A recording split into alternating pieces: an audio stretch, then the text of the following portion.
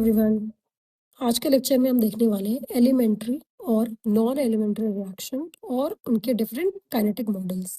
तो सबसे पहले हम समझते हैं कि एलिमेंट्री रिएक्शन क्या होती है। एलिमेंट्री रिएक्शन जो सिंगल स्टेप में कंप्लीट होती है, मतलब जो रिएक्शन लिखी होती है मॉलिक्यूल्स एग्जैक्टली उसी तरह रिएक्ट करते हैं। For example, small A capital A plus small B capital B converted into product that small are capital R plus small S capital S. इसमें एक पॉइंट ध्यान रखना, रेट लॉ डायरेक्टली स्टोइकियोमेट्री से derive होता है। तो अब इस इक्वेशन का रेट इक्वेशन कैसे बनेगा, तो हम लिखेंगे minus r A equal to k C A power small a into C B power small b. अब यहाँ पे के जो है वो होगा रेट कांस्टेंट, सी ए है concentration of A and C B है concentration of B. Small a and small b stoichiometric coefficient है। इस इक्वेशन में ऑर्डर कैसे कैलकुलेट करेंगे, तो ऑर्डर यानी कि ए प्लस बी, यानी कि जो स्टोइकियोमेट्रिक कोफिशिएंट था आप उसी को प्लस कर दोगे तो ऑर्डर आपका निकल जाएगा। तो यहाँ पे ऑर्डर हो जाएगा ए प्लस बी। एलिमेंट्री रिएक्शन में ऑर्डर इक्वल होता है मॉलिक्यूलैरिटी की, यानी कि जितना ऑर्डर होगा उतनी ही मॉलिक्यूलैरिटी होगी ओनली इन एलिमेंट्री रिएक्शन। आते हैं नॉन एलिमेंट्री रिएक्शन पे। ये रिएक्शन सिंगल स्टेप में नहीं होती है बल्कि मल्टी स्टेप रिएक्शन होता है, यानी कि एक रिएक्शन कंप्लीट करने के लिए बहुत सारे इंटरमीडिएट स्टेप्स यूज करने पड़ते हैं। एग्जाम्पल देखते हैं, small A capital A plus small B capital B get converted into small are capital R. Non elementary में रेट इक्वेशन बनेगा minus small r A equal to k C A power alpha into C B power beta. यहाँ पे alpha और beta A और B के equal नहीं है, यानी कि जो रिएक्शन ऑर्डर स्टोइकियोमेट्री से मैच हो रही थी एलिमेंट्री रिएक्शन में वो यहाँ पे स्टोइकियोमेट्री से मैच नहीं होगी, यानी कि अल्फा बीटा ए और बी के इक्वल नहीं होगा कि यहाँ पे रिएक्शन मल्टी स्टेप में हो रही है। अल्फा एंड बीटा ऑर्डर्स है with respect to A and B, जो कि एक्सपेरिमेंटल ऑब्जर्वेशन से हमें मिलता है। अब हम नेक्स्ट टॉपिक देखते हैं, kinetic model for non elementary reaction.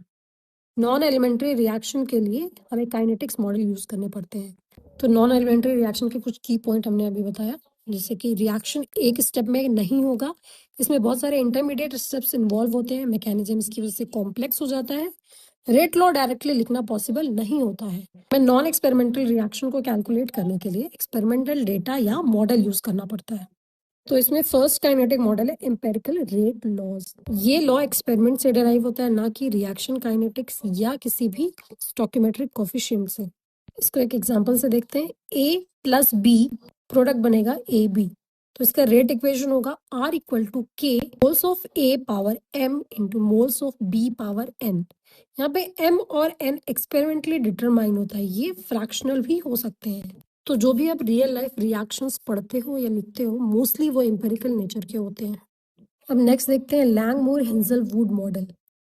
ये यूज होता है हेटेरोजेनस कैटालिसिस में, जहाँ रिएक्टेंट सबसे पहले सरफेस पे एब्जॉर्ब होता है देन फिर रिएक्शन होता है। तो इसमें प्रीवियस एग्जांपल ही कंसीडर करेंगे, A plus B get converted into A B. तो इसका रेट इक्वेशन बनेगा R equal to k moles of A into moles of B upon 1 plus k A moles of A plus k B moles of B. यहाँ पे k A and k B adsorption constant है। इस model को हम catalytic converter and industrial catalysis के लिए use करते हैं। नेक्स्ट है एले रिडल मॉडल। इसमें क्या होता है, एक रिएक्टेंट सरफेस पे एब्जॉर्ब होता है और दूसरा रिएक्टेंट डायरेक्टली गैस या लिक्विड फेज से रिएक्ट करता है। इसका रेट इक्वेशन बनेगा R equal to k moles of A adsorb into moles of B. तो लैंगमोर में दोनों एड्सॉर्ब हो रहे थे, एले रिडल में सिर्फ एक एड्सॉर्ब हो रहा है, यहाँ पे हमने ए को एड्सॉर्ब कराया है। अब हम बात करते हैं माइकलिस मेंटन काइनेटिक्स के बारे में। ये यूज होता है एंजाइम कैटालाइज्ड रिएक्शन में, जिसका रेट इक्वेशन बनेगा V यानी small v equal to capital V max into substrate concentration upon Km plus substrate concentration. जहाँ पे V मैक्स होता है मैक्सिमम रेट, Km होता है माइकलिस कांस्टेंट एंड S होता है सबस्ट्रेट कॉन्सेंट्रेशन। इसमें एंजाइम प्लस सबस्ट्रेट कॉम्प्लेक्स बनाता है, फिर प्रोडक्ट फॉर्म होता है। अब लास्ट है पावर लॉ मॉडल। ये एक जनरलाइज एम्पिरिकल मॉडल है जहाँ पे हम रिएक्शन ऑर्डर को डिटरमाइन करते हैं एक्सपेरिमेंटली। रेट इक्वेशन बनेगा R equal to k moles of A power m into moles of B power n। यहाँ पे m और n एक्सपेरिमेंटल वैल्यूज हैं, यानी कि हमने एक्सपेरिमेंटली डिटरमाइन किया है। मैकेनिज्म अननोन हो तब हम पावर लॉ यूज करते हैं। तो आज हमने देखा एलिमेंट्री रिएक्शन यानी कि जो सिंगल स्टेप और डायरेक्ट लॉ यूज करते हैं। Non elementary reaction multi step and complex reaction होता है, और इसके डिफरेंट मॉडल्स देखे, empirical, Langmuir, Eley, Michaelis and power law. ये सब हम biochemical process and chemical engineering में रिएक्शन काइनेटिक्स को सॉल्व करने के लिए यूज करते हैं, जो कि इम्पोर्टेंट है।